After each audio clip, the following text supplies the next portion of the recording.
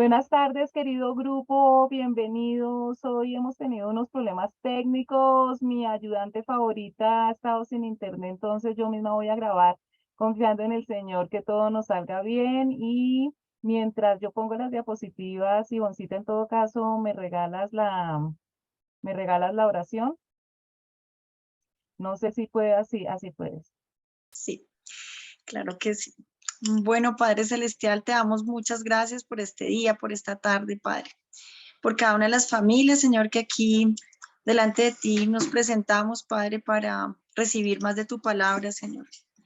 Te pido que bendigas todas las palabras, Señor, que salen de la boca de mi tía Liliana, Señor, porque son palabras tuyas, Señor, palabras que estamos escudriñando a través de la palabra de Dios, Señor, que no se salen de allí, Señor.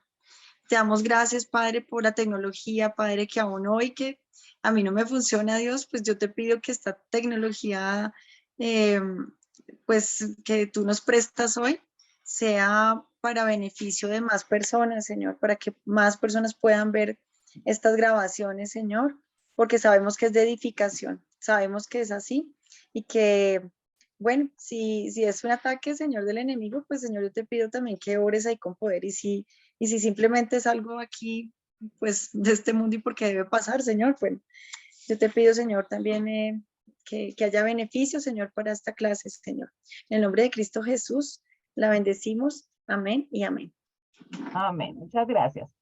Bueno, chicos, estamos en nuestra clase número 41. Los que quieran escuchar las 40, hoy me parece un número grandísimo, gracias a Dios. Las 40 clases anteriores, ya saben, pueden entrar a YouTube, ponen Liliana Parga y ahí encuentran todas las clases. Si tienen alguna pregunta, pueden entrar al email lilipargas@yahoo.com y por ese lado también podemos charlar. Estamos haciendo un hermoso estudio de los libros del Nuevo Testamento que empezamos desde febrero, también se pasó este año rapidísimo, me parece a mí. Ya estudiamos el primer segmento que son los evangelios, Mateo, Marcos, Lucas y Juan. Hace 8 días terminamos el segmento del libro histórico, Hechos de los Apóstoles, y hoy vamos a comenzar con el tercer segmento que son las cartas paulinas y vamos a empezar con el libro de Romanos. Como siempre, hacemos un recorderis de los puntos principales de la clase anterior, pero hoy no lo vamos a hacer. Como hace 8 días terminamos un libro completo, entonces vamos a pasar enseguida a tema nuevo. Las personas que quieran saber qué aprendimos en el libro de Hechos, pues pueden ver las clases anteriores. Entonces vamos a entrar en materia. Antes de entrar directamente al libro, les quiero hablar una pequeña biografía del personaje principal en estas 13 cartas, que es su autor, que es el apóstol Pablo. Lo conocemos como Pablo de Tarso o Saulo de Tarso. Aunque ya hemos visto cosas de él, muchas cosas de él cuando estudiamos el libro de los Hechos, hay algunos detallitos que de pronto no conocemos y para los que ya lo saben, pues los vamos a recordar.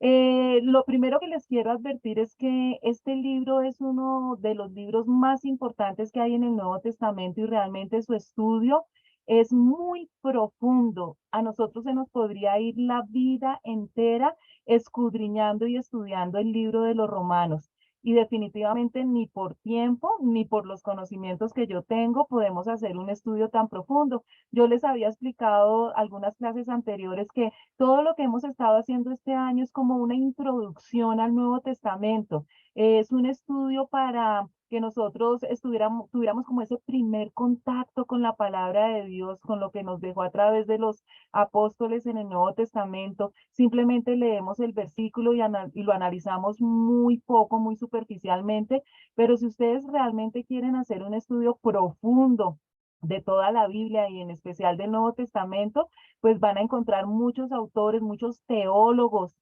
con conocimientos muchísimo más profundos de los que yo tengo para que puedan ir avanzando y madurando espiritualmente. Les recomiendo a este autor que se llama César Vidal, su último libro es Apóstol para las Naciones, que es precisamente la vida y los tiempos de Pablo de Tarso para aquellas personas que quieran profundizar muchísimo más. César Vidal es un político económico y es un teólogo también. También pueden escuchar clases magistrales de él por YouTube. simplemente poniendo César Vidal y la vida de Pablo o cualquier cosa que tenga que ver con la historia del cristianismo y con la Biblia y van a aprender muchísimo. Entonces, como les digo, simplemente esta es una pintadita superficial para que tengamos ese primer contacto con el Nuevo Testamento, pero de este libro podemos sacar mucha información. Lo primero que les puedo contar es que fueron 13.600 kilómetros aproximadamente el espacio que recorrió Pablo a lo largo de su vida misionera. Teniendo en cuenta que los caminos no iban en línea recta y que Pablo cogió muchos atajos para ir a las diferentes ciudades, es posible que recorriera hasta 15.000 kilómetros. Esto es 2 veces la distancia desde Nueva York al Polo Sur. Imagínense todo lo que caminaba la gente de esta época. Jesucristo también caminó mucho, pero jamás como lo hizo el apóstol Pablo. Desde ese momento empezó a hacer su sacrificio personal para llevar el evangelio a todas partes. 2 veces la distancia desde Nueva York al Polo Sur fue lo que recorrió Pablo en su vida ministerial. El apóstol de las gentes que se conoce o de los gentiles, porque aunque él siempre enseñaba primero a los judíos, recuerden que desde el primer momento el Señor Jesucristo le dijo que su ministerio iba a ser centrado en las personas que no eran judías, es decir, en los gentiles. Nació entre el año 5 y el año 10 después de Cristo en Tarso de Cilicia, lo que hoy es Turquía. Pablo era de una familia netamente judía de la tribu de Benjamín. Y recuerden ustedes que Saúl, el primer rey de Israel, era de la tribu de Benjamín. Esta es una de las tribus más queridas de las 12 tribus que forman la nación de Israel. ¿Recuerdan cuando hubo la división del reino? 10 tribus se fueron hacia el norte y 2 tribus, la tribu de Judá y la tribu de Benjamín, fueron los que formaron el reino del sur, cuya capital era Jerusalén. Pablo nació en una familia de muy buena posición económica a la que se le había concedido la ciudadanía romana. Desde tiempos del abuelo de Pablo, muy seguramente ellos eran banqueros, por eso llegaron a tener tanto dinero. Se establecieron en Tarso, una de las ciudades principales donde había mucho movimiento mercantil y comercial, y allí hicieron fortuna y pudieron tener desde el abuelo su nacionalidad romana. O sea que Saulo ya era la tercera generación con ciudadanía romana, lo que lo hacía una persona supremamente especial y que le iba a facilitar tanto toda la vida que él tuvo y toda la instrucción que tuvo, como después movilizarse por todo el imperio romano. Tras ser circuncidado, recibió el nombre hebreo de Saulo y probablemente el grecorromano de Pablo. O sea, Pablo era netamente judío, de familia judía, y como todo judío, a los 8 días de nacido lo circuncidaron. Y le dieron un nombre hebreo, Saulo, pero como él vivía en toda esa zona grecorromana, le dieron ese nombre de Saulo o Paulo, Paulo en griego. Su educación se desarrolló en la más estricta observancia a la fe de Abraham, pero también frecuentó las escuelas griegas de Tarso, en donde aprendió el griego como lengua propia. Entonces, tuvo toda la educación que debía tener un judío, pero también tuvo la educación más privilegiada que alguna persona en esa época pudiera tener, porque él estudió en las instituciones y en todos los sitios donde no solamente aprendía el idioma griego que se hablaba en el momento, sino todos los idiomas que se hablaban en el momento y todas las ciencias y las artes que se estudiaban en una buena universidad de la época. Entre sus 14 y 15 años se trasladó a Jerusalén. No sabemos si se fue él solito a estudiar o se trasladó toda la familia, a fin de formarse en los métodos rabínicos, lo que le facilitó primero la exégesis. Bueno, entonces, mire que en plena adolescencia, Pablo se va directamente a Jerusalén para aprender más sobre todo lo que tenía que ver con la Tanakh, con la Torá y todo lo que tenía que ver con las leyes judías para volverse rabino, y se volvió un experto en exégesis, es decir, que Pablo tenía toda la capacidad para hacer análisis bíblico y para sacar a la luz el verdadero significado de un texto. Podía investigar, analizar y sacar conclusiones de todo lo que estudiaba. También aprendió dialéctica, el arte de la argumentación. Por eso es que Pablo, cuando daba sus discursos y se defendía, lo podía hacer con tanta propiedad. Y también aprendió todo el conocimiento a fondo del Antiguo Testamento. Era un experto en todo lo que tenía que ver con la religión, con las costumbres y con las tradiciones del judaísmo. Allí fue también discípulo de Babán Gamaliel, ya lo habíamos estudiado cuando vimos el libro de Hechos, que Gamaliel fue el erudito de la época más importante y Saulo se formó a los pies de Gamaliel, que era como si hubiera hecho doctorado en Harvard, en Yale, todo al mismo tiempo. Y fuera de que seguía estudiando tan profundamente todo lo que tenía que ver con el judaísmo, también lo aprendimos en el libro de los Hechos. Al mismo tiempo aprendió el oficio de tejedor o fabricante de tiendas, del que más tarde también viviría en su ministerio, aportaría para sus viajes y también para ayudar a los pobres. Cuando estaba en Jerusalén fue que conoció el fariseísmo y le gustó esa corriente, la abrazó y por eso fue que él se hizo un estricto cumplidor de la ley, que hizo de él uno de los más acérrimos perseguidores del naciente cristianismo al no reconocer a Jesucristo como Mesías. Acuérdense que Pablo no conoció personalmente al Señor Jesucristo cuando estuvo él aquí en la tierra. Entonces, a veces somos un poquito injustos cuando catalogamos a Pablo simplemente como el perseguidor de los cristianos. Con este trasfondo y estos estudios que Pablo tuvo, debemos reconocer que él fue un fiel fariseo y un fiel judío. Él estaba totalmente convencido que esa secta naciente llamada cristianos y ese personaje que los cristianos enseñaban, ese tal Jesucristo, era un hereje y era un blasfemo. Y él Pablo aseguraba y en su corazón tenía la certeza que él estaba colaborando con Dios, le estaba haciendo un favor a Dios, tratando de que esas herejías no se esparcieran por todo el mundo judío. Y con un corazón muy sincero, él pensó que estaba haciendo la obra de Dios al perseguir a los cristianos. Sin embargo, ustedes saben que a unos 12 kilómetros de Damasco, en la aldea de Cocab, y cuando tenía más o menos unos 35 años, por súbita aparición de Cristo, se convirtió en discípulo y apóstol. Con todo ese referente que nosotros tenemos de Pablo, toda ese trasfondo familiar, una persona con dinero, con posición, una familia educada absolutamente en todas las áreas, en todas las ciencias de la época, también con todo el conocimiento del judaísmo, era imposible que Pablo se hubiera convertido por el mensaje o el testimonio de otra persona. El mismo Jesucristo le tocó en seco preparar a Pablo y presentarse él mismo como el Mesías. De otra manera, Pablo nunca hubiera aceptado al Mesías por todo ese conocimiento y todo ese bagaje que él tenía. Y por eso, de una manera tan espectacular, el mismo Jesucristo es el que se le presenta para que él reconozca que Jesús es el Mesías. Después de su conversión en Damasco, partió para la Arabia del rey Aretas IV, donde estuvo 3 años. ¿Recuerdan ustedes cuando vimos en el libro de los Hechos que, bueno, Jesús se le presenta a Pablo, queda 3 días ciego, recupera la vista, e inmediatamente en los Hechos nos cuenta que Pablo salió a la plaza a predicar el Evangelio? Pues ahí hay un detallito en Hechos que no nos cuentan y que nos enteramos aquí en su biografía, y es que Pablo, después de que Ananías le devolvió la vista y lo instruyó en lo básico, él se fue para Arabia y tuvo un encuentro personal con el Señor Jesucristo resucitado.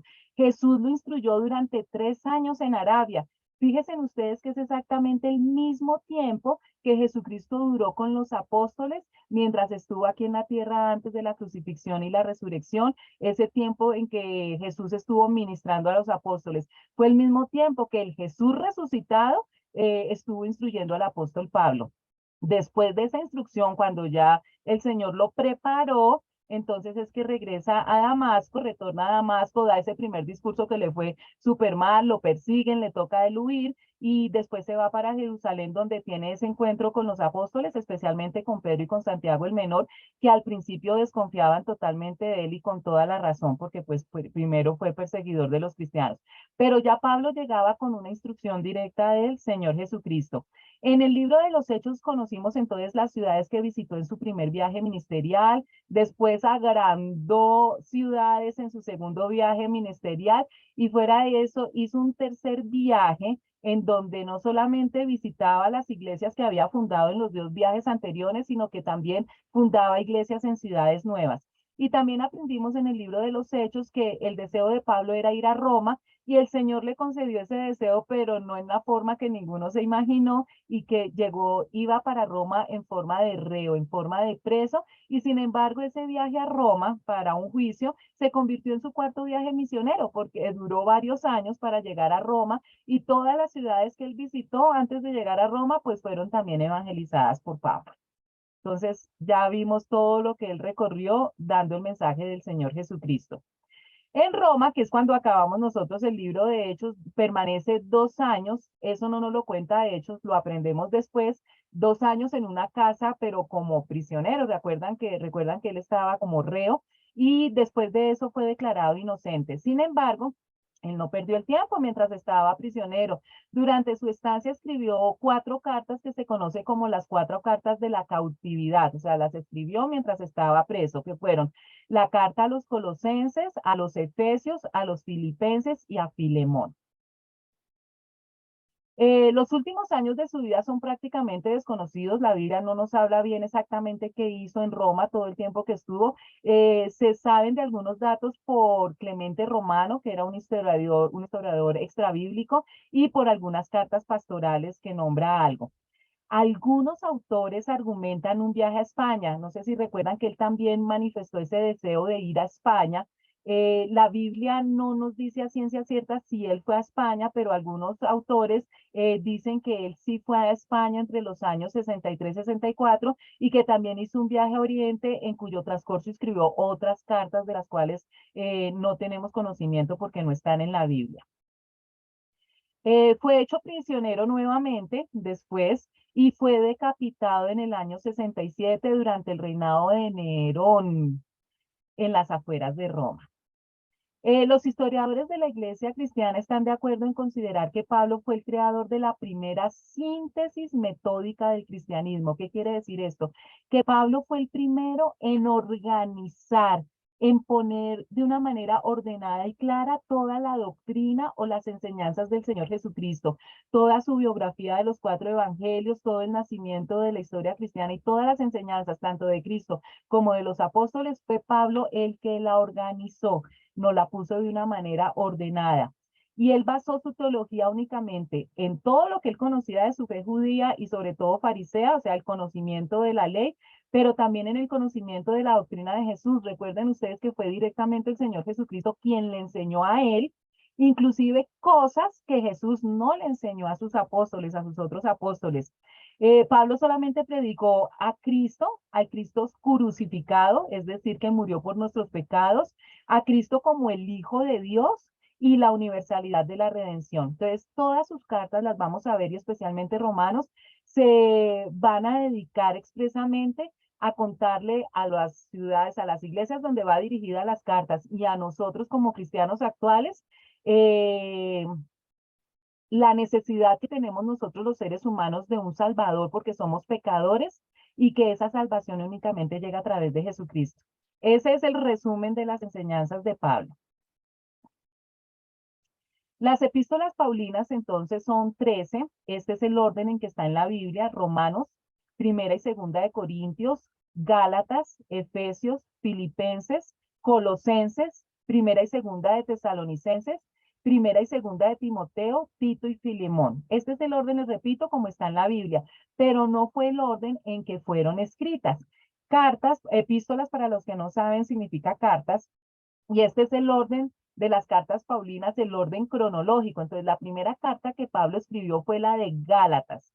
Después escribió Primera y Segunda de Tesalonicenses, después Colosenses, después Primera y Segunda de Corintios y de séptimas escribió Romanos. Entonces, la primera carta que nosotros vamos a estudiar es la carta a los Romanos, pero realmente fue la séptima que escribió, ¿listo? Y la última correspondencia que tuvo Pablo antes de que fuera decapitado fue la segunda carta que escribió a Timoteo. Como les decía entonces, epístola significa carta, llamándose epístolas paulinas a un conjunto de 13 cartas escritas o atribuidas a San Pablo para exhortación de los creyentes de esa época de las iglesias fundadas durante sus viajes misioneros después de su conversión. De estas epístolas, 4 son personales, es decir, 4 cartas son dirigidas a personas individuales. La carta que le escribió a Filemón, la carta que le escribió a Tito y dos cartas que le escribió a Timoteo. Tanto Tito como Timoteo fueron líderes religiosos, los pastores de unas iglesias que Pablo fundó. Y 9 cartas son colectivas, es decir, escritas para la iglesia de unas ciudades determinadas. Entonces Pablo escribe 2 cartas a la iglesia cristiana que estaba en la ciudad de Tesalónica, es decir, a los tesalonicenses. Escribe una carta a la iglesia cristiana que está en la ciudad de Galacia, es decir, a los Gálatas.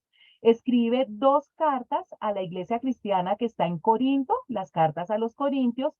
Escribe una carta a la iglesia cristiana que está en Roma, a los romanos.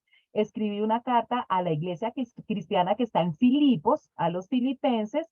Una carta a la iglesia cristiana que está en Colosas, a los colosenses, y una carta a la iglesia cristiana que está en Éfeso, es decir, a los efesios. Entonces, aunque van dirigidas a personas, son colectivas, a la iglesia en general de esas ciudades.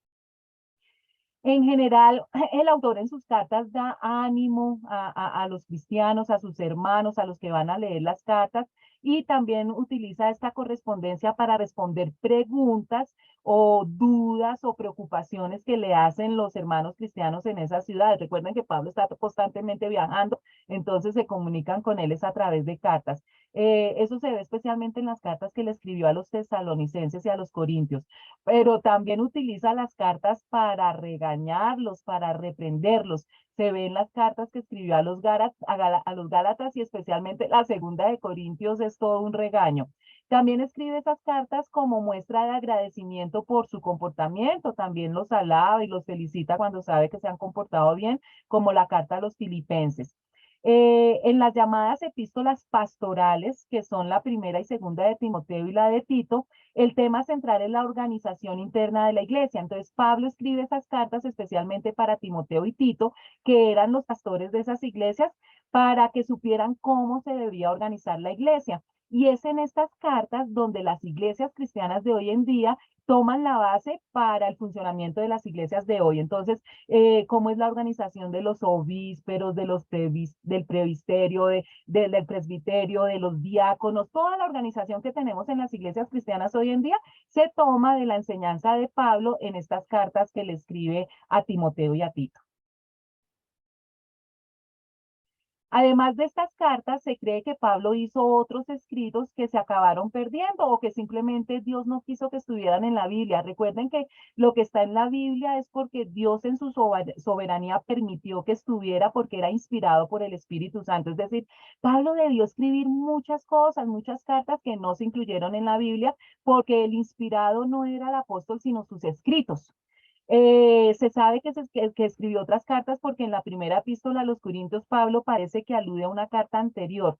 Es decir, que la segunda carta de los Corintios nombra una carta intermedia entre la primera y la segunda. Es decir, que la segunda debería ser realmente la tercera, pero no sabemos de esa segunda carta. Para nosotros es la segunda, pero realmente es la tercera. Hay una carta intermedia que no aparece en la Biblia porque Dios en su soberanía dispuso por el material que tenía que no se necesitaba en la Biblia, pero él debió escribir muchas cartas que no estuvieron en la Biblia. Listo, chicos, entonces ya después de esta pequeña biografía vamos a entrar de una vez al libro de Romanos.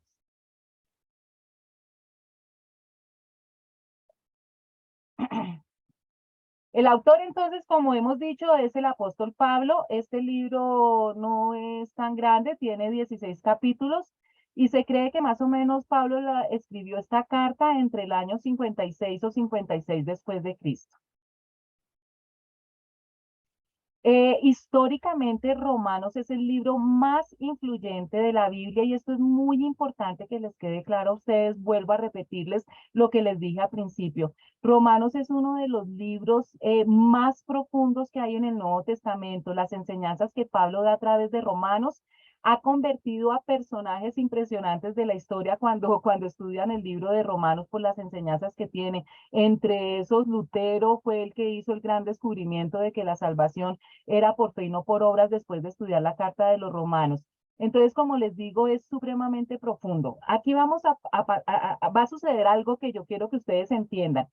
Todo lo que nosotros habíamos estudiado en los 4 evangelios en el libro de los Hechos, hagan de cuenta que es como leche materna, así lo compara la Biblia. Cuando nosotros recibimos a Jesucristo como Señor y Salvador, nuestro nuevo nacimiento espiritual funciona igual que un nacimiento físico. Cuando un bebé nace, él empieza a comer únicamente leche materna. Su inmadurez física no le permite comer alimentos más sólidos porque se enfermaría. Espiritualmente sucede exactamente lo mismo. Cuando una persona recién nace, recién se convierte y empieza a estudiar la palabra de Dios, solamente puede entender cosas muy sencillas. A eso es lo que se le llama leche materna. Y a medida que va creciendo, que va madurando espiritualmente, que va teniendo una relación más íntima con el Señor Jesucristo por el aprendizaje de las escrituras, por la oración, porque se congrega y porque tiene relación con otros hermanos cristianos, va madurando espiritualmente y va a poder recibir alimento más sólido espiritualmente hablando. Entonces ya no hablamos de leche materna, sino que ya puede comer con poticas, ya puede tomarse la coladita, sopita, y así va creciendo espiritualmente. Si nosotros siguiéramos eso, definitivamente Romanos sería el último libro que deberíamos estudiar porque Romanos es una bandeja paisa completa con chicharrón con pelo. Para los que no son colombianos, no creo que me entiendan, es entonces uno de una langosta al ajillo. Es un plato bien fuerte el libro de Romanos. Entonces, no quiero que ustedes, los que han nacido hace poco, hasta ahora están teniendo contacto con la Biblia, no se preocupen si todo lo que vamos a leer hoy, vamos a leer en este estudio de Romanos, les pasa derecho, no lo entienden muy bien. Recuerden que es el primer contacto que ustedes tienen con el Nuevo Testamento. Nosotros tenemos el resto de nuestra vida para seguir estudiando y leyendo y leyendo y leyendo la Biblia.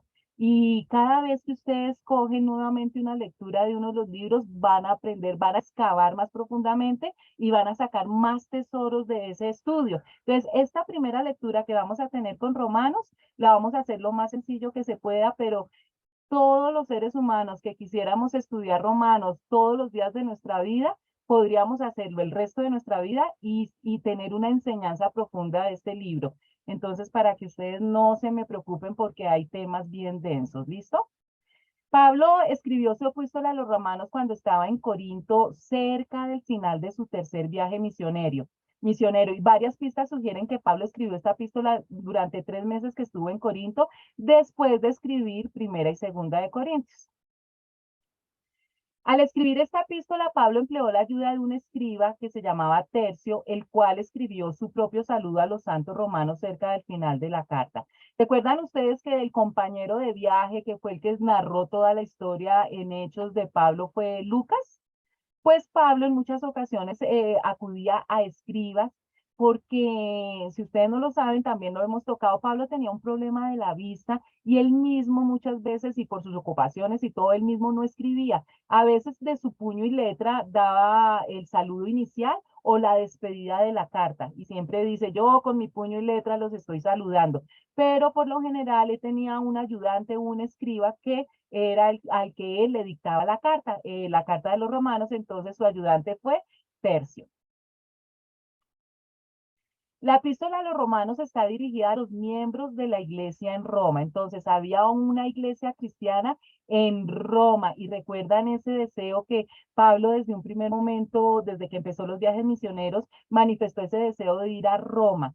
Esta iglesia se desconoce exactamente los orígenes de la iglesia en Roma, pero probablemente se fundó un poco después de Pentecostés. ¿Recuerdan cuando Pedro dio ese gran discurso que se convirtieron 3.000 personas?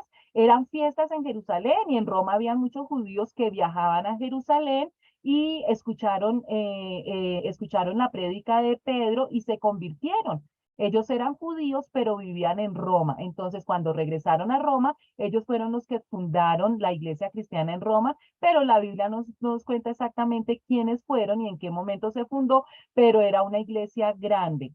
Aunque todavía no había estado en Roma, Pablo envió saludos por escrito a santos específicos que conocía bien por encuentros previos o por medio de otras personas que habían vivido en Roma, como por ejemplo Priscila y Aquila. Entonces, como les decía, los judíos que vivían en Roma y que se convirtieron al cristianismo, viajaban en todo caso permanentemente a Jerusalén. Entonces, algunos de ellos ya se conocían con Pablo y especialmente Priscila y Aquila, que fueron compañeros de viaje y de trabajo, recuerdan de Pablo. Entonces, Pablo, aunque no había ido físicamente a la iglesia en Roma, conocía a varias de las personas que trabajaban allí, que pertenecían a la iglesia en Roma.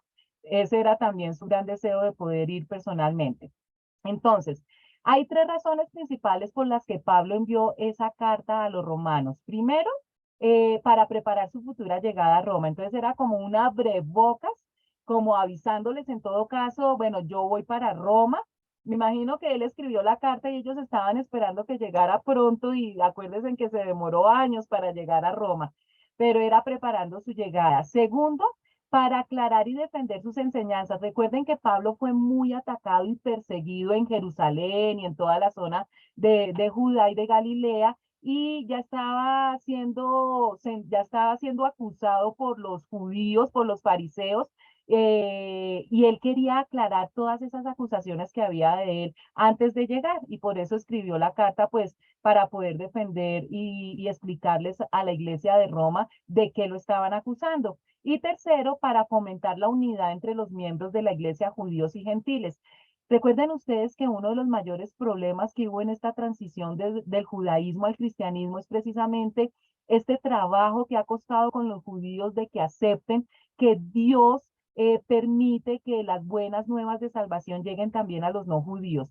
La iglesia en Roma, por Roma ser la capital y haber tantísima gente, tiene gran número de cristianos judíos y de cristianos gentiles. Y es esa enseñanza que da Pablo, que ya no se puede hablar de dos pueblos, de judíos y de gentiles, sino que ahora en Jesucristo somos uno solo, cristianos. Entonces, estas cartas es para aclarar estos puntos. Entonces, empezamos de lleno ahora sí con la carta a los romanos y vamos, Romanos capítulo 1, versículo del 1 al 3 que dice: Pablo, siervo de Cristo Jesús, llamado a ser apóstol, apartado para anunciar el evangelio de Dios, que por medio de sus profetas ya había prometido en las Sagradas Escrituras. Este evangelio habla de su hijo, que según la naturaleza humana era descendiente de David. Esta es una carta larga, ¿no? Ustedes se imaginan hoy escribiendo una carta de 16 capítulos. Entonces, ¿cómo empieza Pablo la carta? Saludándolos lógicamente y diciéndoles que él es simplemente un siervo, que Pablo es un siervo de quién? De Jesucristo. Cuando Pablo se presenta primeramente como siervo del Señor Jesucristo, le está dando totalmente la autoría y la gloria al Señor Jesús como debe ser. De una vez está presentando al personaje de Jesucristo como lo más importante que debe ser en la vida de absolutamente todas las personas. Y también se presenta como un apóstol, porque recuerden que él no hizo parte del grupo original de los 12 apóstoles ni de los discípulos que estuvieron directamente preparándose con el Señor Jesucristo, pero él les aclara que también él, por la gracia de Jesucristo, tiene el título de apóstol porque fue escogido directamente por el Jesucristo resucitado. Y les aclara, les recuerda a los judíos que desde el Antiguo Testamento se está esperando un Mesías que desciende del rey David, que es tan importante para los judíos, y por eso habla del árbol genealógico de Jesús, aclarándoles que este Jesús, que es el Mesías, desciende entonces de la casa de David. Vamos para los versículos del 4 al 6. Pero que según el Espíritu de Santidad fue designado con poder Hijo de Dios por la resurrección. Él es Jesucristo nuestro Señor. Por medio de él y en honor a su nombre, recibimos el don apostólico para persuadir a todas las naciones que obedezcan a la fe. Entre ellas están incluidos también ustedes, a quienes Jesucristo ha llamado. Entonces, ya Pablo da una introducción del Señor Jesucristo humano que desciende del rey David, y aquí está aclarando que este Jesucristo es el Mesías, el Hijo de Dios, y que lo que demostró que es el Hijo de Dios, entre muchas cosas, pero la cereza del pastel que demostró que Jesucristo era Hijo de Dios fue su resurrección. Y que por eso les da gracias a Dios porque ha sido nombrado apóstol encargado de dar el evangelio. Acuérdense en que la palabra apóstol significa enviado para llevar el evangelio, el mensaje de salvación a todas las naciones. Pablo primero empieza a explicar la doctrina de la justificación por la fe en Jesucristo, que es el tema central de Romanos. Eso lo vamos a repetir muchísimo mientras estemos leyendo Romanos, ¿listo? El tema principal de la carta de Romanos es explicar la enseñanza que nosotros somos justos por la fe en Jesucristo. Esa es la enseñanza principal y lo vamos a repetir muchísimo. También define la gravedad de la conducta pecaminosa a la que se enfrenta todo el género humano y enseña que la solución de Dios a este problema para todas las personas es la expiación de Jesucristo. ¿Qué quiere decir esto? Pues que mediante la fiel aceptación del sacrificio de Cristo, todo el género humano puede ser justificado, es decir, perdonado y recibir la salvación. En resumen, ¿qué es lo que nos enseña Pablo en la carta a los romanos? Que nosotros somos pecadores. Todos los seres humanos somos pecadores, estamos perdidos y necesitamos un salvador porque nos estamos hundiendo. Necesitamos a alguien que nos rescate y que la única persona que nos puede rescatar es Jesucristo. Y la única manera de aceptar ese rescate es creyendo en Jesús. Entonces, eso es lo que se conoce la justificación por la fe en Jesucristo. Y esto es lo que se va a desarrollar en cada uno de los versículos que vamos a seguir viendo. Vamos entonces para el versículo 7 que dice, les escribo a todos ustedes los amados de Dios que están en Roma, que han sido llamados a ser santos, que Dios nuestro Padre y el Señor Jesucristo les conceda gracia y paz. La primera enseñanza que nos da Pablo, tanto a los que están leyendo la carta en Roma, imagínense a todos los cristianos en Roma en esa época, leyendo la carta que Pablo les envió con ese entusiasmo y ese amor, leyendo todo esto que nosotros estamos leyendo en este momento. Pablo les da un dato importantísimo. Dice que ahora en adelante nosotros somos llamados a ser santos.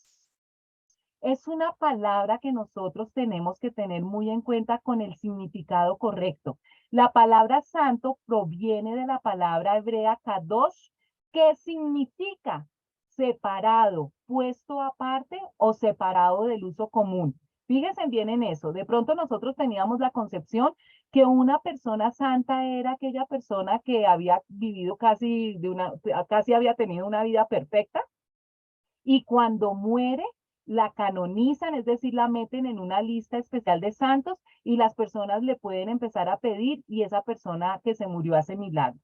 No, la palabra santo no significa perfecto. La palabra santo significa separado, que cuando nosotros recibimos a Jesucristo como Señor y Salvador, dejamos de tener el título de pecadores y recibimos el título de santos porque Jesucristo nos separa del mundo. Jesucristo nos pone aparte del pecado y ya no somos personas ordinarias, sino somos personas extraordinarias, porque ya no vivimos nosotros mismos, sino es Jesucristo con su perfección y por ser una persona extraordinaria que nos da esa parte extraordinaria a nosotros. Eso es ser santo. Y la enseñanza de Pablo de ahora en adelante, que es lo que Jesucristo nos enseñó, acuérdense que Pablo nos está organizando el mensaje del Señor Jesucristo, es que de ahora en adelante nosotros como santos debemos comportarnos como el título que tenemos. Nosotros somos santos. ¿Y qué significa ser santo? Muy fácil. Primero que todo significa limpieza de pensamiento. El campo de batalla de Satanás es nuestra mente. Por nuestra mente, por nuestras ideas comienza absolutamente todo. Recuerdan que en alguna clase estudiamos que es un pensar, que es un sentir, que es un decir, que es un hacer, que todo comienza con nuestras ideas, con nuestros pensamientos. Nuestros pensamientos se convierten en emociones, nuestras emociones se convierten en palabras y nuestras palabras se convierten en actos. Entonces, si nosotros queremos tener buenas acciones, queremos tener buenas emociones y queremos tener buenas palabras, tenemos que tener buenos pensamientos.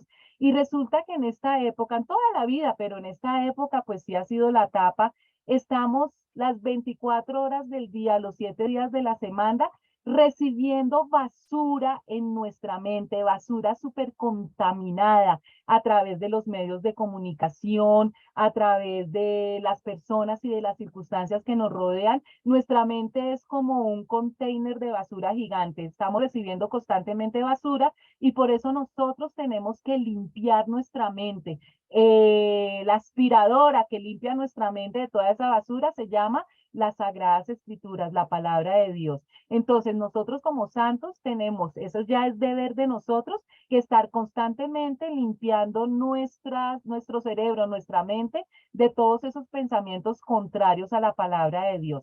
Ese es el primer paso, limpieza de pensamiento. Después nos dice que debemos tener pureza de corazón. Es decir, que la intención con la que nosotros hacemos las cosas debe ser la correcta. La motivación que nosotros hacemos las cosas deben tener un trasfondo correcto. Yo no puedo actuar por egoísmo, por maldad, por bienestar para mí únicamente, sino que yo tengo que tener la motivación correcta. Y ya hemos aprendido que la única motivación correcta para nosotros hacer cosas es primero darle la gloria a Dios, reconocer que nosotros no somos absolutamente nada sin Dios y segundo, por amor al prójimo, que es de las cosas más difíciles, porque es difícil la convivencia con los otros seres humanos, pero Dios nos dice que la única motivación correcta es que le demos la gloria a Él y que todo lo que hagamos lo hagamos por el bienestar de las personas que están a nuestro alrededor.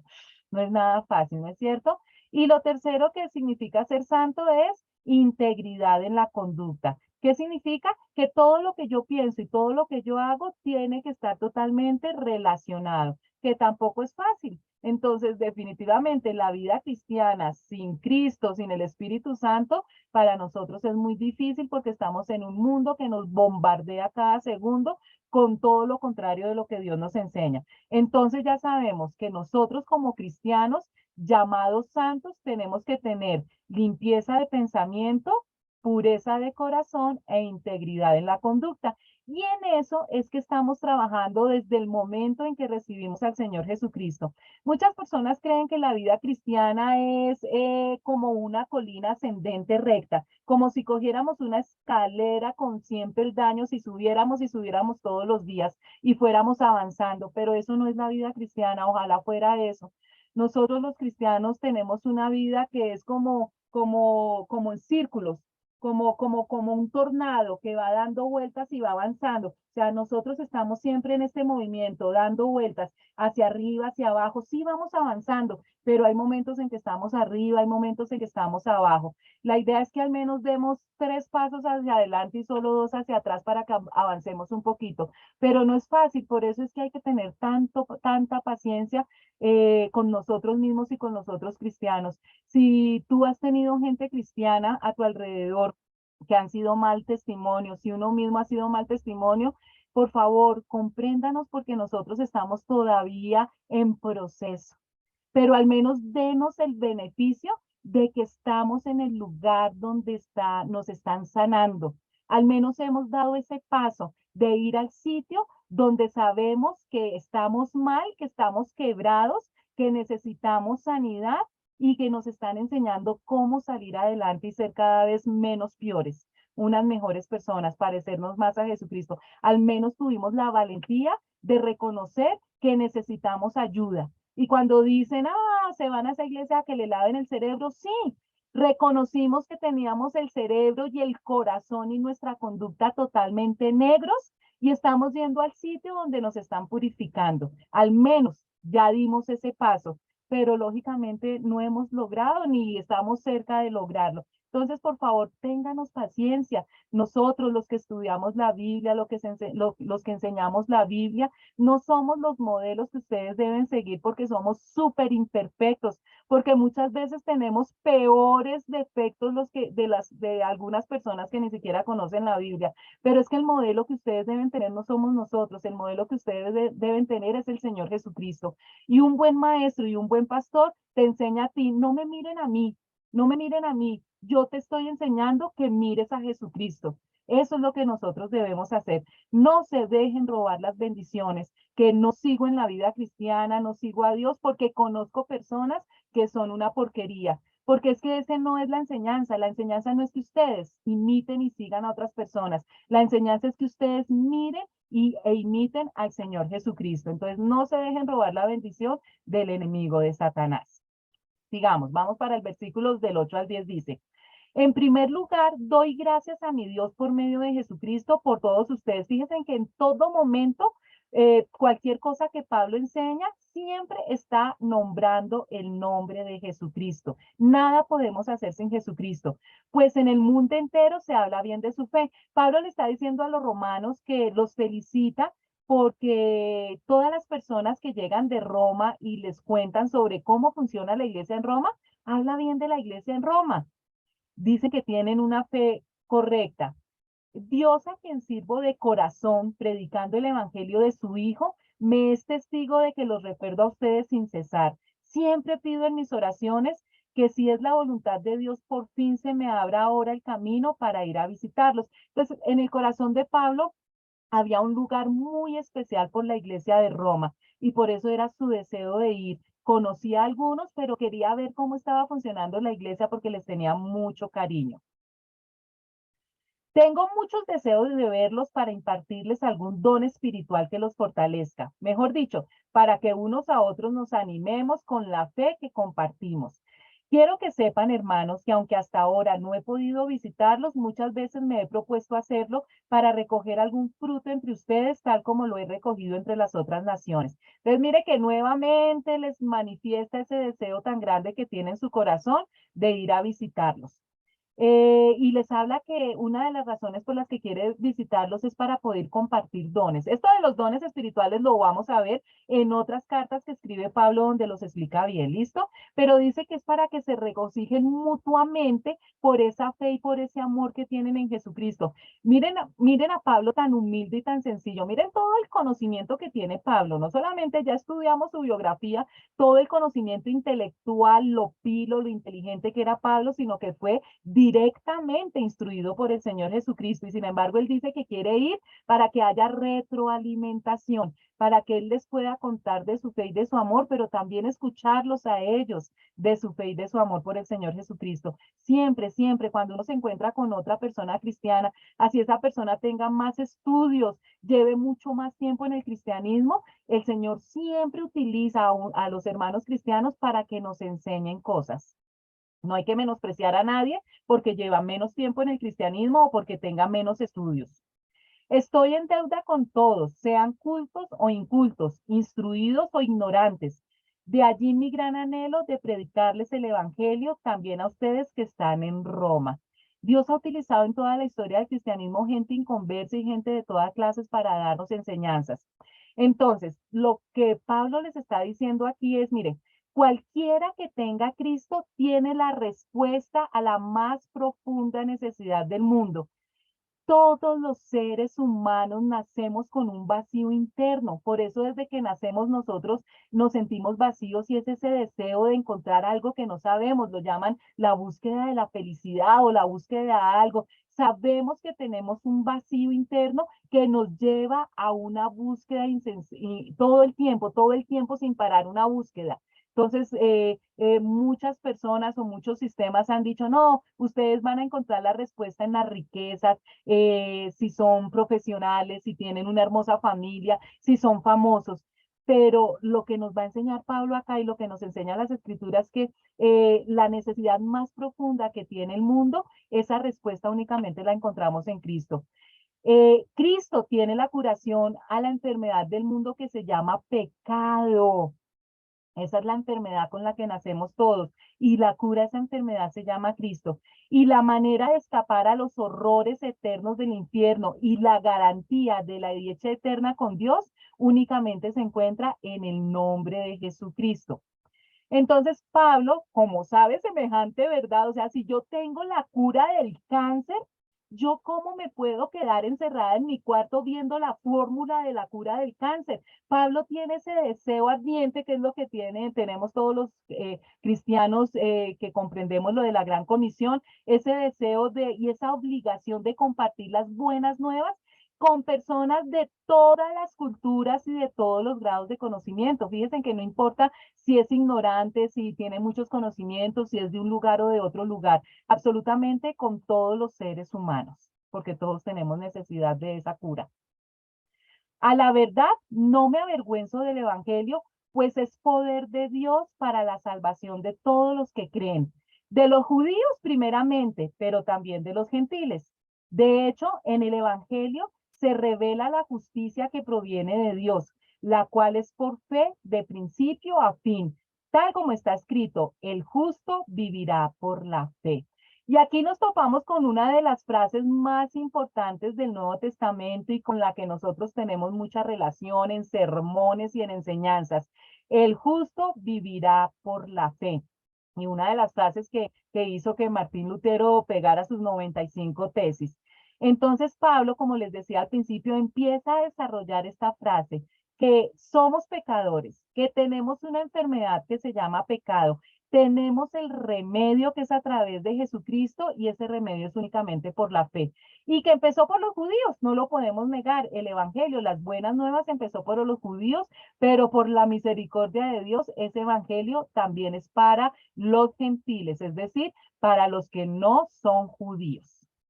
Y aquí, chicos, nos topamos por primera vez con una palabra que va a ser muy importante en el estudio de este libro de Romanos, la palabra justicia. Y aquí aprendemos, Pablo nos habla de un Dios justo. Dios tiene unos atributos que nosotros hemos estado estudiando, es decir, unas características que son propias únicamente de Dios. Características de Dios por la que Él siempre hace lo que es recto, apropiado y consecuente con sus otros atributos. Aquí nos está la característica que más nos nombran y sí, realmente es muy importante y nos agrada muchísimo, es que Dios es amor. Y eso, el que Dios sea amor, incluye una cantidad de beneficios para nosotros los seres humanos impresionantes, infinitos, ilimitados. Pero aquí entonces Pablo nos está diciendo, sí, Dios es amor, pero al igual que de la importancia que nosotros sepamos que Dios es amor, nosotros tenemos que aprender que Dios es justicia. Cuando nosotros decimos que Dios es justo, significa que no hay mal en Dios, que no hay mentira ni hay parcialidad. Él trata a todos los seres humanos exactamente por igual. Les da la misma oportunidad a todos los seres humanos. Que jamás dudemos que todo lo que Dios hace es recto, es apropiado y consecuente con sus demás atributos. Es decir, el hecho de que Él imparta justicia no anula el que sea solo amor. ¿Listo? Entonces, es un Dios justo que justifica al pecador. ¿Cómo justifica al pecador? Con Jesús. Jesús como el sustituto sin pecado justifica al impío. Posición perfecta que Dios da a los que creen en su Hijo. ¿Qué quiere decir eso? Que los que no son por sí mismos justos, que somos todos los seres humanos, somos tratados como si fuéramos justos porque Dios nos ve a todos con la perfección de Cristo. Ninguno de nosotros los seres humanos hemos podido ser perfectos mientras estamos aquí en la tierra. No somos perfectos. Ninguno es justo. Todos somos pecadores. Pero Dios nos ama tanto que envió a su Hijo aquí a la tierra porque Él sí era capaz de vivir perfectamente, de vivir justamente porque Él es Dios. Entonces, con esa justicia con la que vivió Jesucristo, esa perfección con la que vivió Jesucristo, es con el cristal con el que nos ve Dios a las personas que por fe hemos recibido a Jesucristo. Entonces ya Dios no nos ve directamente a nosotros, los impíos, los pecadores, sino que nos ve a través de la pantalla de Jesucristo. Y como Jesús es justo, entonces nos ve también a nosotros justos. Nosotros no somos justos, pero por la justicia de Jesucristo, cuando nosotros lo aceptamos a Él por fe, nos volvemos justos a los ojos de Dios. Parecen trabalenguas, pero no lo es. Tenemos que ponerle un poquito de análisis y de lógica. Ciertamente nos dice, ¿por qué es tan importante que nosotros sepamos el atributo de Dios como justo? Porque nos dice, la ira de Dios viene revelándose desde el cielo contra toda impiedad e injusticia de los seres humanos, que con su maldad obstruyen la verdad. Me explico. lo que se puede conocer acerca de Dios es evidente para ellos, pues Él mismo se lo ha revelado. Miren cómo va el orden. Dios, en su misericordia y en su amor, nos ha revelado a todos los seres humanos que necesitamos unas buenas noticias. ¿Por qué necesitan los hombres el evangelio? Recuerden que evangelio significa buenas noticias. Nosotros necesitamos buenas noticias porque nosotros somos pecadores, porque nosotros estamos perdidos. Y, uy, si hoy está el computador loco, porque estamos perdidos sin Jesucristo y necesitamos esas buenas noticias. Todos los seres humanos, como nacemos pecadores, nacemos en un mundo perdido, vamos directo a un abismo y necesitamos a alguien que nos rescate de ese abismo. Sin Jesucristo estamos perdidos. Entonces, Dios nos está diciendo, yo por el amor que les tengo, el atributo del amor, les estoy dando a conocer a ustedes que ustedes están perdidos, perdieron, pero yo les doy la solución. Ustedes están enfermos, se van a morir, pero yo les doy el remedio. Pero como yo les regalé a ustedes una cosa que se llama libre albedrío, yo no les puedo imponer el remedio. A las malas ponerle la vacuna para el remedio del pecado, no lo voy a hacer porque yo les regalé libre albedrío.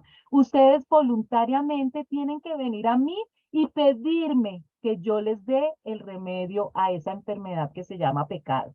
¿Ahora entienden?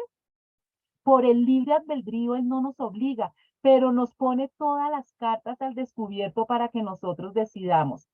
Y dice que Él tiene un disgusto que a Él le da ira, la ira de Dios, que es un reflejo de su amor. Parece algo irónico. O sea, Dios nos ama tanto que aún estando nosotros perdidos y enfermos, manda a su Hijo para que pague por nuestros pecados. Y por ese sacrificio que hace tan impresionante, es que Él no tiene compasión con las personas que rechazan esa cura a la enfermedad. Es ese disgusto por los pecados de los hombres que son tropiezo a la justicia y a la verdad. Entonces, aquellos hombres que viendo toda la evidencia de que somos pecadores y de que estamos enfermos, de que está el remedio allí para la enfermedad y no la utilizan, que es terrible porque se están perdiendo ellos también, pero sobre todo que no le están permitiendo a otras personas que vean la justicia de Dios y la verdad, es esa ira de Dios sobre estas personas que se conocen como personas impías, es que va a caer ese atributo de Dios de la justicia. O sea, es justo. Si nosotros, todos los seres humanos, tenemos las mismas evidencias y algunos vemos ese amor de Dios y ese sacrificio y lo aceptamos por fe, sería injusto que tuviéramos el mismo fin que las personas que lo rechazaron. Entonces, como Dios es justo, tiene que impartir castigo a las personas que no han recibido esa justicia y ese amor de Dios. Dice, el pasaje, porque lo que se conoce acerca de Dios es evidente dentro de ellos, pues Dios se los hizo evidente. ¿Qué quiere decir esto? Y es lo que va a analizar en los siguientes versículos Pablo. Nos dice que los paganos que nunca han oído el evangelio están perdidos no por el conocimiento que no tienen, sino porque aquella luz que tienen la rehusan. Este versículo nos está diciendo que todos los seres humanos nacemos con un chip, nacemos impregnados con un conocimiento de que existe un Dios, que Él lo hizo evidente, y ya vamos a ver cómo lo hizo evidente. Y que aquellas personas que rechazan las buenas nuevas de salvación se van a perder, no porque alguien no se les haya acercado y les haya dicho, miren, la salvación es a través de Jesucristo, hay un Dios. Ellos no se pierden por eso, se pierden es porque ellos tienen una luz que los lleva a buscar un creador y sin embargo no lo han hecho. No es por la falta de conocimiento, sino por rechazar esa luz que ya tienen interiormente y con la que todos los seres humanos nacemos. Y miren la evidencia, dice, porque desde la creación del mundo, las cualidades invisibles de Dios, es decir, su eterno poder y su naturaleza divina, se perciben claramente a través de lo que Él creó, de modo que nadie tiene excusa. Miren esto tan sencillo y tan importante. La Biblia, si ustedes se han dado cuenta de los que estudiaron el Antiguo Testamento, en ningún momento ni la Biblia comienza ni después da una explicación de la existencia de Dios, porque la da por sentada. Es tan obvio, es tan obvio, es tan lógico, es tan razonable, porque resulta que desde la creación del mundo se han exhibido dos rasgos invisibles de Dios. ¿Cuáles son esos rasgos? Su eterno poder y su divinidad.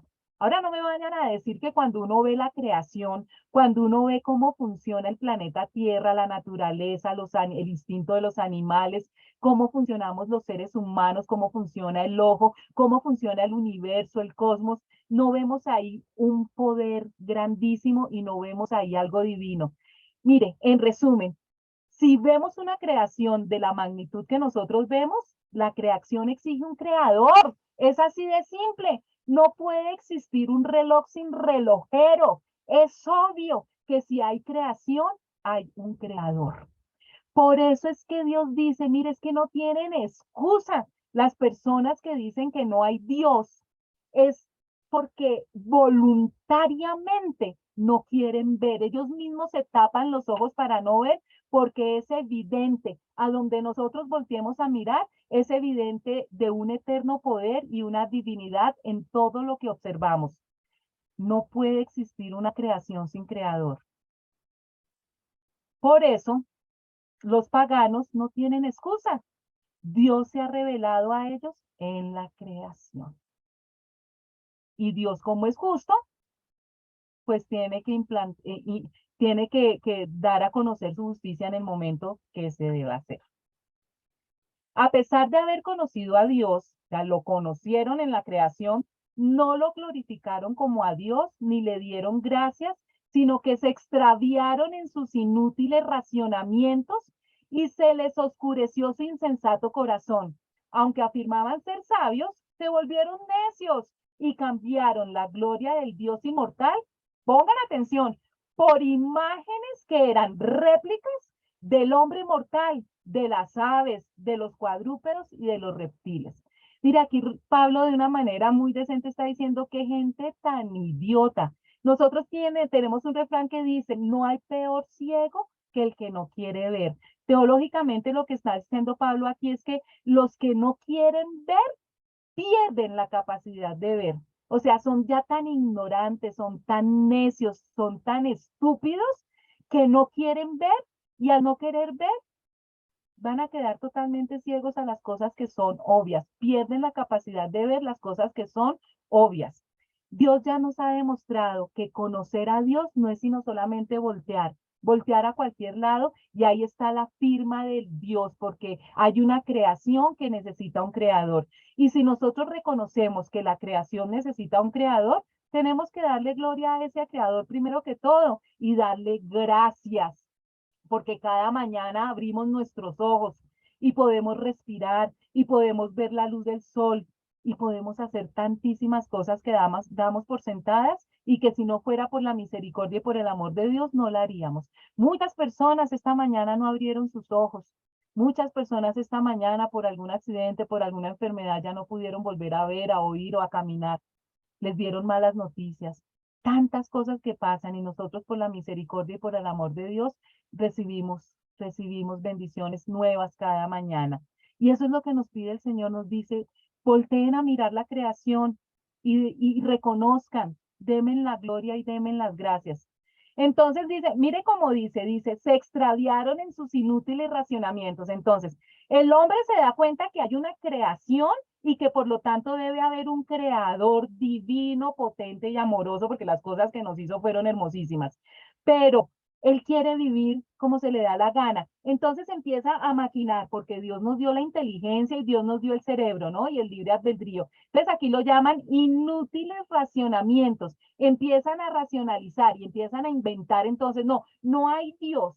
Entonces, no vamos a darle la gloria a Dios, sino vamos a darle la gloria no al creador, sino a la creación. Y llegan a cosas tan imbéciles y tan ignorantes como empezar a adorar la naturaleza. No adoran al creador de la naturaleza, sino a su creación. y empiezan a adorar a los árboles y empiezan a hacerse en imágenes, dice ahí el pasaje.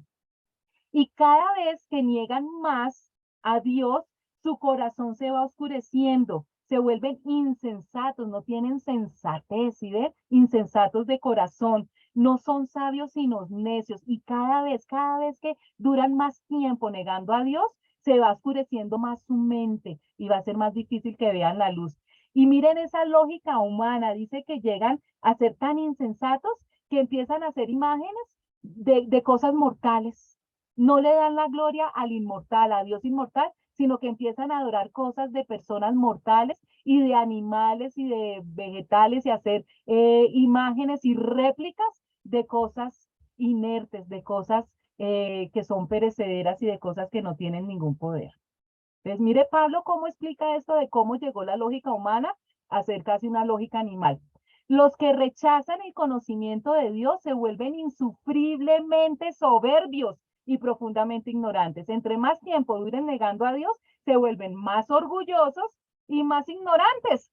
Porque aunque ellos creen que son sabios, ¿sí se acuerdan que decía el versículo? Ellos presumen que son sabios, pero como tienen es un racionamiento ilógico, en vez de acercarse a la verdad, se alejan de la verdad y se acercan a la mentira. Es decir, el desconocimiento de las cosas que son, y eso los lleva a que sean ignorantes. Pueden tener muchos conocimientos, datos, pueden tener en la cabeza muchos datos, muchos conocimientos de cosas mundanas, pero la verdad verdadera que es una persona que es Jesucristo, no la tienen y eso los hace ignorantes. Y lo dice una persona que tenía todas las capacidades intelectuales y absolutamente todos los estudios que una persona podría tener en el momento. O sea, acuérdense que es Pablo el que está hablando, no es cualquier Pedro el pescador, es Pablo. Por eso Dios los entregó a los malos deseos de sus corazones que conducen a la impureza sexual. De modo, pongan atención porque esto es impresionante. Esa ceguera espiritual al no reconocer a Dios que los vuelve insensatos, que los vuelve inútiles de racionamiento, mira a lo que los lleva a la impureza sexual, de modo que degradaron sus cuerpos los unos con los otros. Cambiaron la verdad de Dios por la mentira, adorando y sirviendo a los seres creados antes que al Creador, quien es bendito por siempre. Amén. Por tanto, Dios los entregó a pasiones vergonzosas. En efecto, las mujeres cambiaron las relaciones naturales por las que van contra la naturaleza. Asimismo, los hombres dejaron las relaciones naturales con la mujer y se encendieron en pasiones lujuriosas los unos con los otros. Hombres con hombres cometieron actos indecentes y en sí mismos recibieron el castigo que merecía su perversión. Y miren que este tema está ni mandado para esta época que estamos viviendo y son palabras que el apóstol Pablo escribió hace 2000 años. Dice que cuando las personas niegan a Dios y que cada vez, cada tiempo que pase negando a Dios se vuelven más inútiles en sus razonamientos, más insensatos y con un corazón negro, Dios los deja por el libre albedrío. O sea, cuando una persona rechaza tanto a Dios, Dios dice, está bien, quieren estar sin mí, está bien, entonces váyanse totalmente sin mí. 3 veces se dice que Dios los entregó. ¿Los entrega qué? Los entrega a la inmundicia. Mire las palabras que utiliza. Los entrega a pasiones viles y a una mente reprobada. Por eso es que los pecadores, cuando se alejan de Dios, cuando no buscan a Dios, dice la Biblia que se les encallece la conciencia. Ya llega un momento en que ni siquiera se dan cuenta que están pecando y es cuando la Biblia dice que a lo bueno le dicen malo y a lo malo bueno. Se voltea totalmente la película y lo que es bueno para ellos es totalmente malo. Y lo que es totalmente malo para ellos, para Dios, para ellos se convierte en algo bueno. ¡Ay! Se van al otro extremo. La ira de Dios entonces se manifiesta sobre la personalidad pecaminosa del hombre. Como respuesta a sus malvados corazones, Dios los entrega a aquellos actos que deshonran sus propios cuerpos. Y fíjense que estos pecados, este alejamiento de Dios los lleva a tener una conducta que las consecuencias van a estar para ellos mismos, para sus propios cuerpos. Entonces, Este abandono de las personas por Dios, o sea, una entrega totalmente al pecado, es porque abandonaron la verdad acerca de Dios por la mentira de la idolatría. Primero que todo a ellos mismos, la idolatría a ellos mismos. No aceptan que haya un Dios creador que vaya a impartir justicia en un momento dado. Ellos no quieren darle cuentas de sus acciones absolutamente a nadie y por eso prefieren negar lo que es obvio, que hay un creador en esta creación. Abandonan la verdad por querer hacer lo que les dé la gana. Y fíjense que Pablo comienza diciendo que esta decadencia comienza con inmoralidad sexual. En toda la historia de la humanidad ha existido inmoralidad sexual y es por lo que los grandes imperios y grandes naciones han sido devastadas por el juicio de Dios. Entonces, ¿qué pasa? La Biblia habla de la homosexualidad como un pecado muy grave. Desde el Antiguo Testamento este pecado es condenado severamente. Este pecado tiene efectos destructivos sobre sus cuerpos. O sea, estamos hablando de las inmoralidades sexuales. El primero en sufrir las consecuencias de las inmoralidades sexuales es el propio cuerpo de la persona que lo practica. Siempre se habla del SIDA, pero ustedes no se imaginan de los cientos de enfermedades que existen por la promiscuidad sexual. Tienen efectos destructivos sobre sus almas, enfermedades, culpa y deformación de la personalidad que les azotan como una picadura de escorpión. Es mentira que las personas que practican inmoralidad sexual son felices. No se imaginan la culpa y los problemas de personalidad que tienen todas las personas que practican inmoralidad sexual. El Evangelio ofrece perdón y remisión a los homosexuales, lo mismo que a todos los pecadores que se arrepienten y creen en el Señor Jesucristo. Esto es muy importante. Todo lo que tiene que ver con inmoralidad sexual, incluyendo la homosexualidad, es un pecado. Recuerden que para Dios no hay categorías de pecados. El pecado es pecado. Y todo pecado por el que se arrepienta el pecador ofrece remisión, ofrece esa oportunidad de perdón. Por eso dice que el Evangelio, las buenas nuevas de salvación, ofrecen el perdón a aquellas personas, a aquellos pecadores, no importa el pecado que estén cometiendo, que se arrepienten sinceramente y creen en el Señor Jesucristo, son perdonados. Entonces Pablo está hablando de la decadencia a la que se llega, el fondo del abismo a la que se llega, la persona que empieza simplemente a negar la existencia de Dios. Y llega a una decadencia total, pero da también la solución, da también el remedio, que es el perdón de los pecados por el arrepentimiento que tiene el pecador a través de la fe en Jesucristo. Además, como estimaron que no valía la pena tomar en cuenta el conocimiento de Dios, fíjense que estas personas no, o sea, niegan a Dios y no les interesa conocer nada de Dios. Él a su vez, Dios a su vez, los entregó a la depravación mental para que hicieran lo que no debían hacer. Se han llenado de toda clase de maldad, perversidad, avaricia y depravación. Están repletos de envidia, homicidios, disensiones, engaño y malicia. Son chismosos, calumniadores, enemigos de Dios, insolentes, soberbios y arrogantes. Se ingenian maldades, se rebelan contra sus padres, son insensatos, desleales, insensibles, despiadados. Saben bien que según el justo decreto de Dios, quienes practican tales cosas merecen la muerte. Sin embargo, no solo siguen practicándolas, sino que incluso aprueban a quienes la practican. Y Pablo sigue advirtiendo sobre la decadencia de negar a Dios. Dice que estas personas estimaron que no valía la pena tomar en cuenta el conocimiento de Dios. O sea, ¿cuántas veces enseñan que los mismos seres humanos podemos llegar a ser dioses? Pero Dios los entrega a esa depravación mental. Ah, niegan a Dios, siguen insistiendo que Dios no existe, no quieren tener ninguna relación con Dios. Está bien, sigan pensando en esa depravación, lo llama la Biblia. Rechazaron a Dios como creador, rechazaron a Dios como sustentador, que es el que nos sostiene, y rechazaron a Dios como libertador, que es lo más grave, porque ni siquiera se han dado cuenta que son prisioneros del pecado y prisioneros de Satanás. Y precisamente por esas inútiles racionamientos, ese pensar depravado de cómo podemos hacer las cosas sacando a Dios de la fórmula, es que vienen las ideas, por ejemplo, de la evolución, ya que necesitan alguna explicación de los orígenes que elimine totalmente a Dios. Y de ahí vienen todas esas ideas absurdas y todas esas religiones falsas.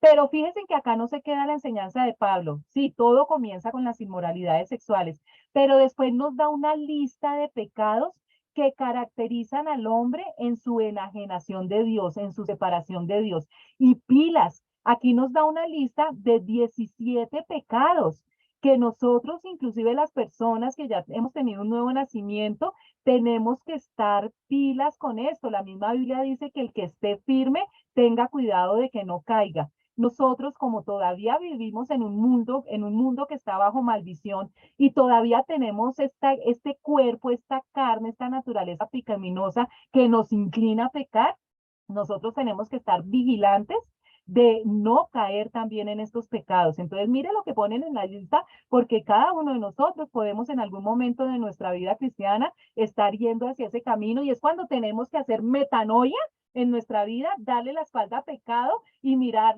solamente a Jesucristo y con la ayuda del Espíritu Santo alejarnos de todo esto. Envidia, homicidios, disensiones que son peleas, engaño, malicia, chismosos, calumniadores, enemigos de Dios, insolentes, soberbios, que es el orgullo, arrogantes, se ingenian maldades, aquellas personas que todos estos días me han estado llamando y pilas y les advierto, llaman para avisar que con la tarjeta de crédito están haciendo compras, siempre me llaman que están haciendo compras en al costo con la tarjeta de crédito y que para bloquear la tarjeta tiene uno que dar los números de la tarjeta de crédito. Siempre me llaman y yo siempre le digo a la chica que me llama, ¿tú crees en Dios? Lo que tú estás haciendo es pecado y me cuelgan, pero como que le olvida y vuelven y me llama. Cada vez que me llama le voy a adelantar un poquito más del evangelio. Se ingenian maldades, se rebelan contra sus padres, insensatos, desleales, insensibles, despiadados. Todo eso hace parte del cóctel de pecados por los cuales tenemos que arrepentirnos. Pero mire cómo termina el pasaje, dice, ellos, o sea, todas estas personas que practican estos pecados, aunque conocen el decreto de Dios, porque todos tenemos en nuestro corazón el conocimiento de lo bueno y de lo malo, y conocen que los que practican tales cosas son dignos de muerte, no solo las hacen, sino que también dan su aprobación a los que las practican.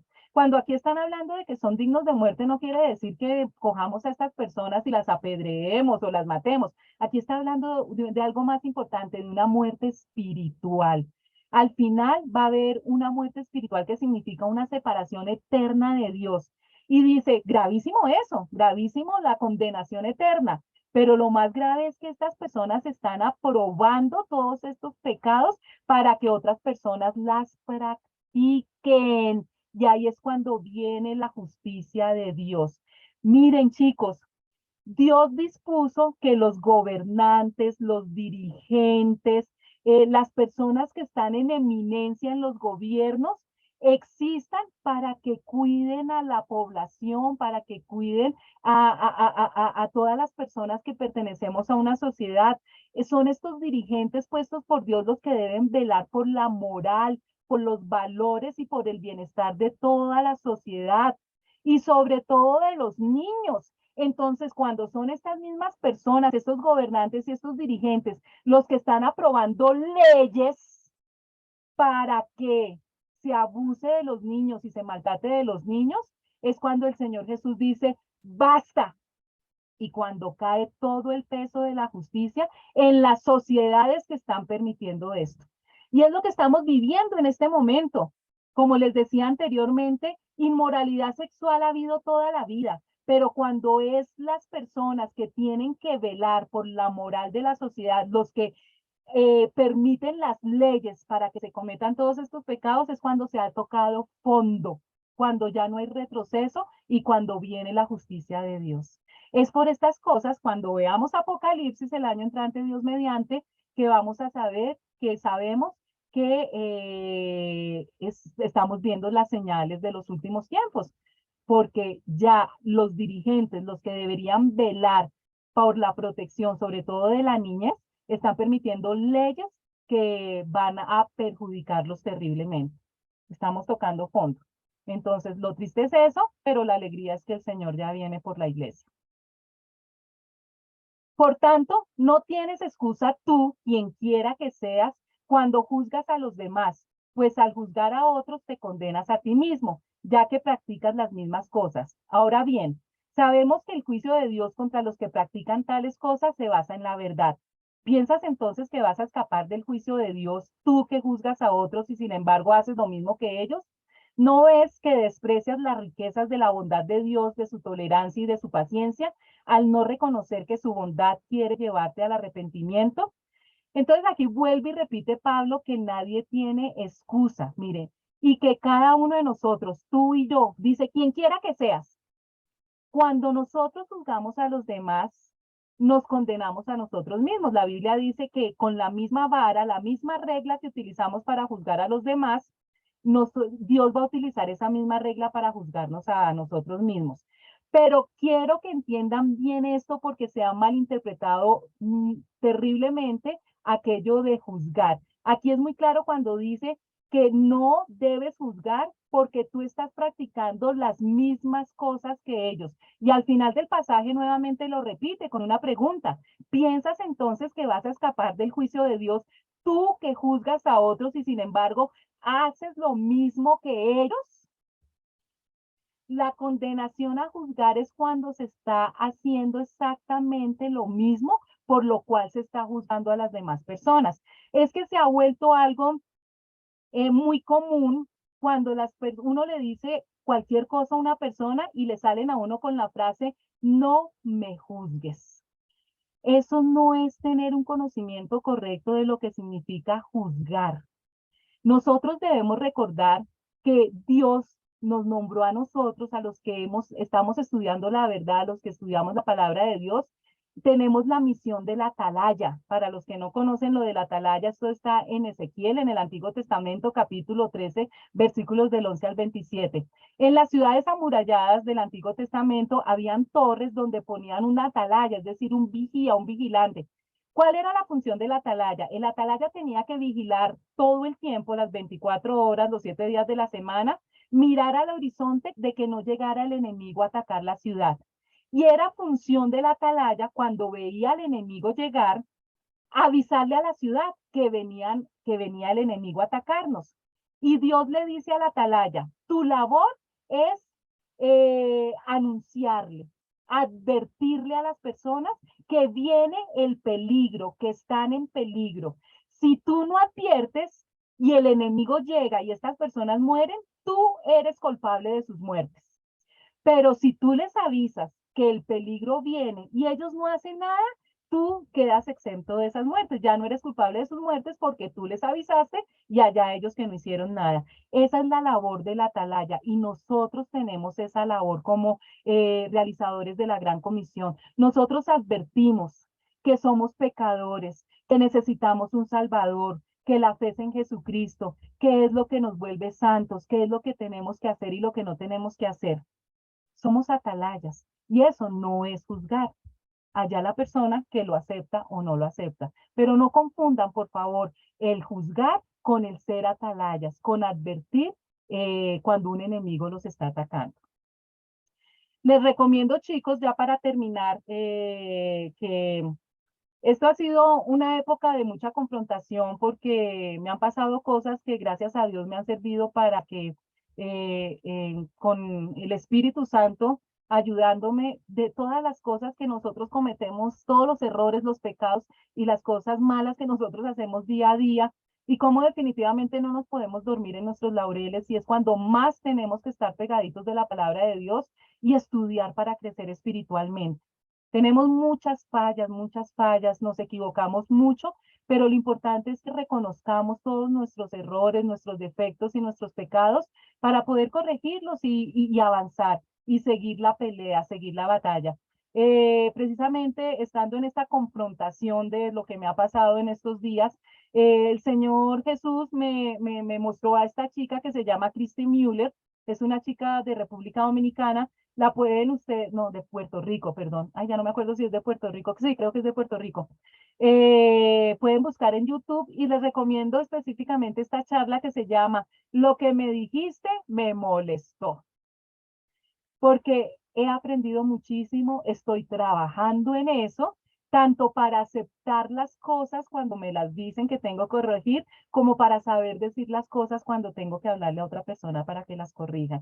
Entonces, esta es una chica que es una escritora con 2 bestsellers y pueden conseguir los libros. Yo ya estoy estudiando uno de los libros de ella, estoy haciendo los seminarios, comunicadora, conferencista, y yo sé que les va a ayudar muchísimo en su vida cristiana. Pueden buscar todas las charlas que ella tiene por YouTube y sé que me lo van a agradecer porque definitivamente es un instrumento de Dios que nos va a permitir mejorar en esta vida cristiana.